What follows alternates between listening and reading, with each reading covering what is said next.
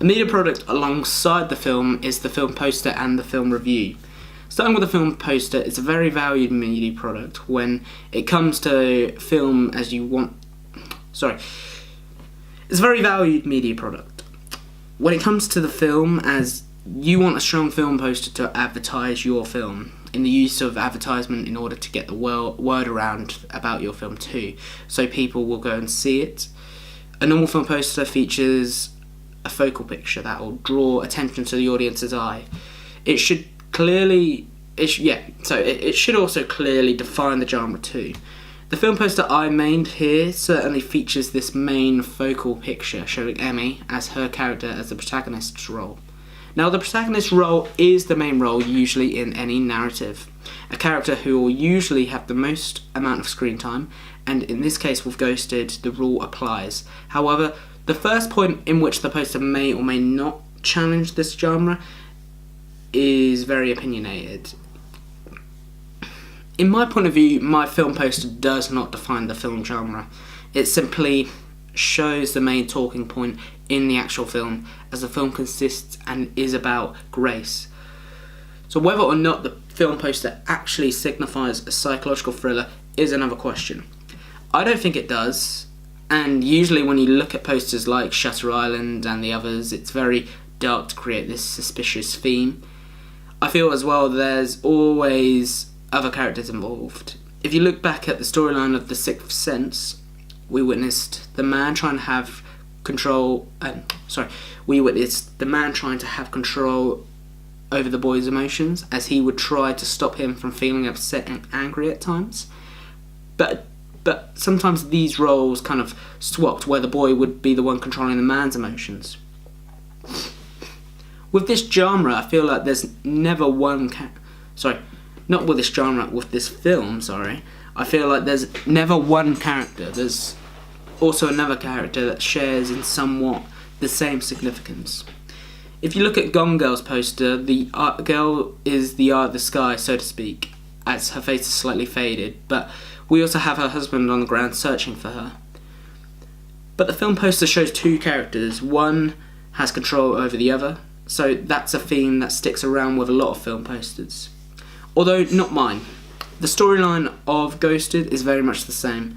Ryan has control over Grace, as he's saying to her to come on dates, as he was the first person to message her to begin with. It wasn't that Grace messaged him first.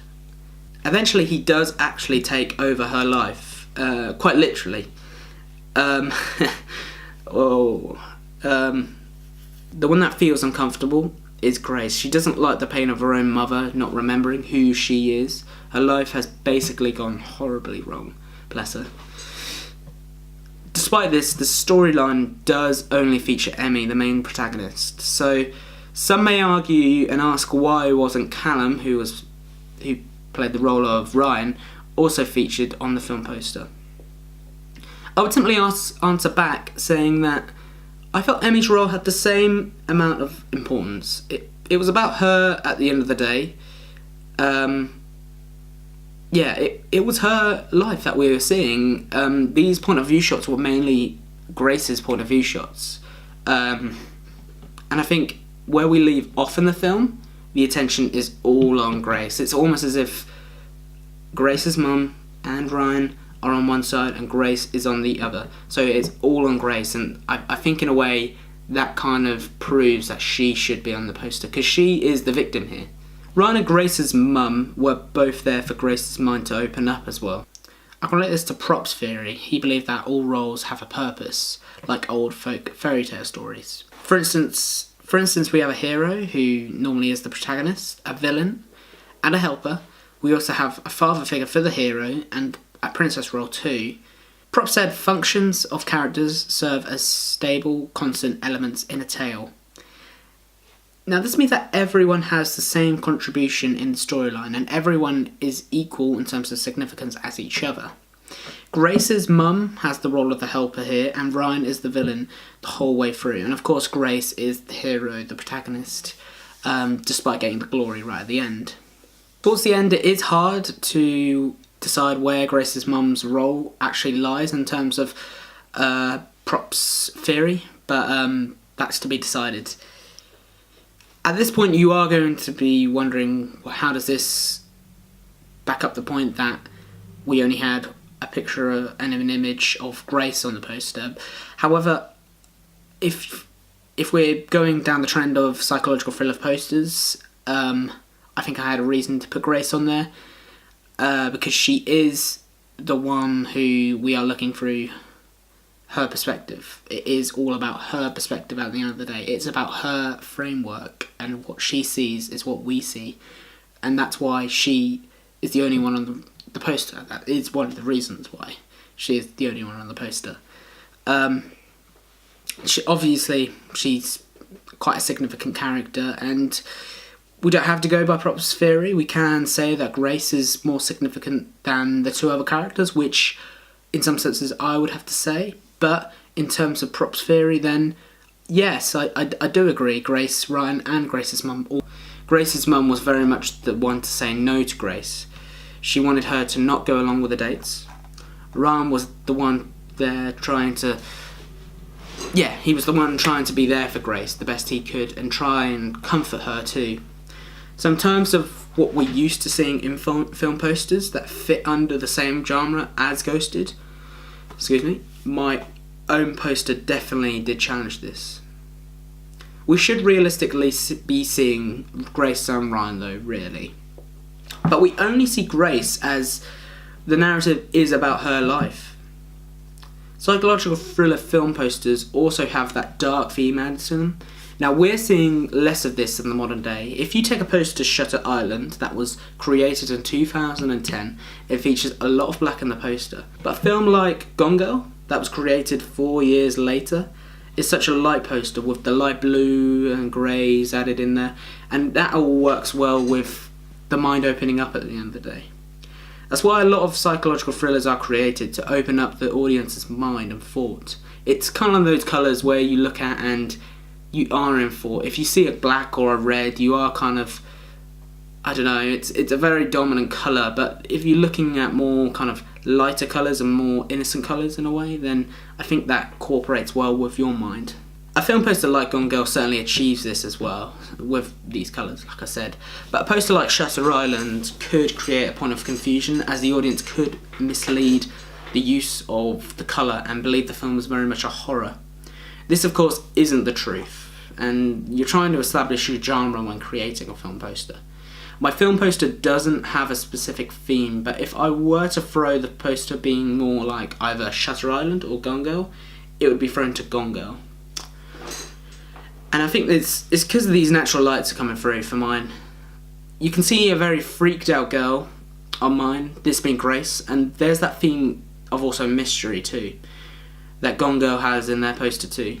This mystery is this enigma code again coming through, which is basically questions that need to be answered. If you take Gone Girl as an example, then you want to know you want to know why the girl has gone missing, as it's obviously constructed well with the woman's eye in the sky clearly meaning she could be anywhere, and the man on the ground, and that man on the ground is trying to find her.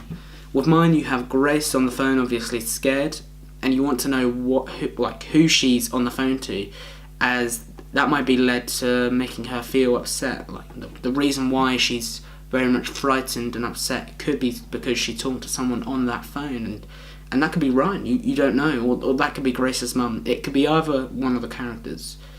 Gone Girls very much throws the question as well, and that is, will the man find the girl when we look at the poster?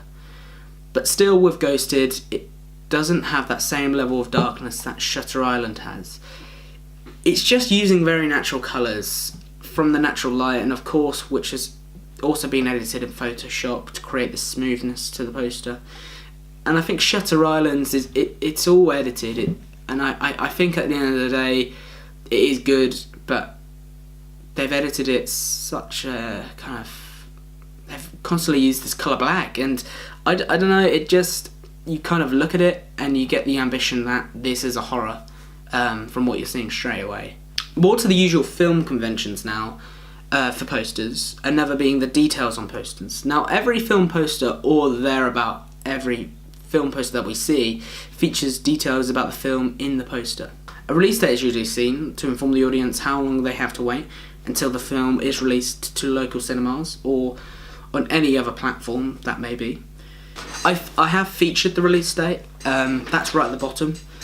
I've tried to be, it's not that big, but you can very much see it. I've tried to be creative too, from using the messenger icons to signify full stops to separate the date from the month and the month from the year, for instance. This kind of interacts here with my target audience, 15 to 24-year-olds, as they are looking for kind of something that relates to them, and as they're always on their phones, or typically always on their phones, then a messenger icon that they're used to seeing and is an iconic image to them is something that will relate to them. That kind of signifies as well the use of the technological side. I mean, the actual messenger icon, the app itself, Grace uses a hell of a lot to message and talk to Ryan, as it's an easy way for her to talk to him. Once again, this means that when my audience members, which are 15 to 24-year-olds, so they are pretty much already going to be using that app before seeing my film, or at least will do in the future, perhaps. So when they see that app and they see the picture, they'll kind of think of my film in a way, because it's iconic. It's an iconic app. And yeah, this helps with trying to support the film and to also elaborate what themes the film picks up on. And there is a theme of advanced communication, like texting. I've also picked up on this theme by placing my name in a messenger box, and that type that we're used to seeing when we're notified on an iPhone. That's the Helvetica type, if I can speak. To add to this, the film posters won't always have that actual specific release date. The production company might not have a date of its own yet. So in replacement, the poster will say coming soon or coming this summer, to just hint a perspective as to when it will be released for its audience. Other details that we'll usually see are credits. People have to be credited for their work, from directors to actors. They need to be there. Film posters have a theme of crediting usually the cast, directors, editors, producers, the production company, who the music is by, who it's been written by, and a lot of other roles I mentioned too. I feel like I've used this convention the best I could. I've said who it was who directed the film, which was me, produced it and edited it, which was also me, and I've also mentioned the cast names too, this being Emmy, of course, and Callum, and my mum, Jo, as I feel this is the order of significance. I've said who the music was by too, and the production company, mentioning the college's name in there too, the college I go to. Something that's common that goes alongside this that features is detail about other work from the director. Usually this will be mentioned by something like from the person who created Ghosted, for instance, if I were to create a future film. But that they'll use a film that isn't the film being advertised on the poster, of course. I haven't done this just because I didn't feel this was that necessary, in all honesty. It's true, I haven't created other work. I have created other work in the past, but I feel the film poster is about that film and only that film. This convention is all about creating a good reputation for the director, saying that if you really enjoyed this film, then you'll love this one. This being great and all, but a poster is just about one film and one film only, in my perspective. Logos are also, of course, needed to be added on the poster to do with the visual detail, of course. These logos are normally all of the production companies involved with producing the film. For instance, I've added the E5 logo in mind to represent E5, the production company that I have and me and my friends run. But I've also added a Facebook logo and a Twitter logo, for instance, in there too, that illustrates where you can interact with the film online by the use of social media. There's also the 12 certificate logo added in there too, which obviously states the age rating of the film. Don't get me wrong, these are all also like all of conventions of film posters. Films have to be certified, of course, so having the age certificate on the film poster allows the audience to ask themselves, can I come and watch this film? What I think my poster includes that a lot of film posters do include, but not much at a large attention, is this age rating. This image is not as small size, but certainly quite big, the age rating. But a lot of films don't even feature the image of the age certification. It's usually written in smaller writing, and it's a lot closer to the film title too. So this is something that's certainly challenging this convention. I thought the poster needed an order where all detail was added along the bottom of the poster, and that's where the age rating will also go alongside with the production logo, the production company names, where you can find them online as well. But every other detail that you can see is normally seen in a lot of film posters. The production company has a theme of being coloured in black and white rather than showing the colour of the actual logo. This goes with all the rest of the logos, actually. They're usually in black and white, and this is because it puts more emphasis on the attention on the actual primary image that's being shown. In my poster, it's the picture of Emmy on the phone, obviously. So really, these logos should be in black and white, but I more or less disagreed with this. I don't think they realistically should, as you're wanting this balance here. The poster has already very much got these light colours already, and it really ruins the mood and the atmosphere of the poster if we also see these plain and black and white coloured logos. And to be fair, there's been a trend of very much recent film posters as well, showing a theme of actually colouring in these logos nowadays, so it's good to see a change. In my opinion, it makes the poster bland. There's no life being shown in a black and white image, and the poster should be vibrant to catch the audience's attention, and that's everything in the poster, not just the imagery and the titles. I've certainly challenged this convention. I've used a pull quote too from the film and added it on the poster to balance it out. You may have one side of the poster filled with visual detail, but the other side left with nothing. A poster like The Assassin, created by, and I can't say this name, Haseo Hassan, that is my best attempt at that, shows a poster that's filled with detail at the very bottom, but also has one piece of detail at the top, and that shares the same theme as mine, I believe. My poster has a lot of visual detail on the right hand side, whereas the left just features the pull quote. To me, it's getting this balance right again. I see this as a normal convention. A lot of posters is filled with details on one side of the poster and another side with one piece of detail or hardly any. It sells that nice balance though. A poster should have an order of having heaps of detail in one specific area, but there should be room at an opposite end with just one fact about the film or something that relates with the film. Some might argue whether or not a pull quote is a detail about the film, and I don't think it is, but it still creates a suspense, and once again, it is about Enigma. I mean, everything I'm talking about here is more or less touching upon the Enigma code. Just the line, "Look, let's do this again," kind of puts questions in the audience's head, like, what will they do again? That is what they're thinking. So it makes an effort for people to go and along to see these films. It puts the audience a step closer to wanting to watch my film. Film posters like The Martian has this pull quote going across the poster. The film is very much about a mission in space, and the idea of the pull quote, a quote pulled out of the film, suggests the actual mission, this being the synopsis of the film. I must admit, it's not a common theme in film posters, but certainly quotes from newspapers or other famous directors criticising a film certainly is. But a film like The Martian are also creating this suspense again. I mean, the quote "bring him home" written all the way across the poster, kind of think you kind of have it in your head whether he'll come home or not. You just don't know, and where he is, presumably in space. But a quote from newspapers is something I haven't added. But to replace with that, I've added a pull quote from my own film. I felt this is better. Everyone, of course, is going to know it's a pull quote. It's not exactly quoted from a famous newspaper or a magazine. It's a quote that everyone will know from the film, not the time before watching the film, but they'll realise it's a quote from the film, and that may just create that reason to go and see the film just because of that one line.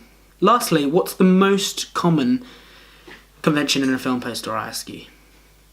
That's having the poster positioned portrait.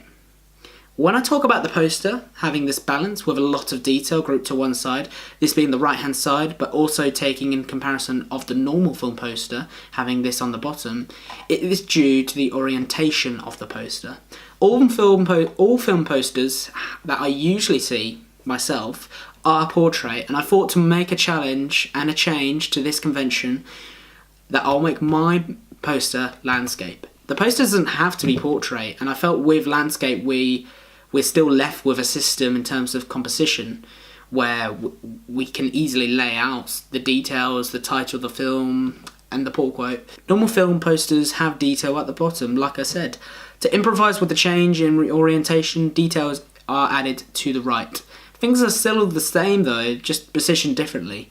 But the reason behind having the poster landscape is to suggest that everything evolves around Grace. Suggesting this meant by positioning the detail around here, it slightly hints this level of suspense that the audience will feel when watching the film. Of course, we don't exactly feel the level of suspense now, but it certainly suggests a level of suspense that will be created. I think the message behind this is everything just got to Grace in the end. Like, everything cracked on and fell onto her. The pressure of her mother not answering her calls and the way she was treated by Ryan shows how much she has been dragged through the misery. This is mildly suggested by positioning detail here, and this would have been a lot harder to portray by the orientation being portrait. The detail has been positioned very close to Grace to show how eventually things just get to her. It also works, obviously, well, because her facial expression is quite frightened and scared, so it all goes well at the end of the day, and I believe I've succeeded this.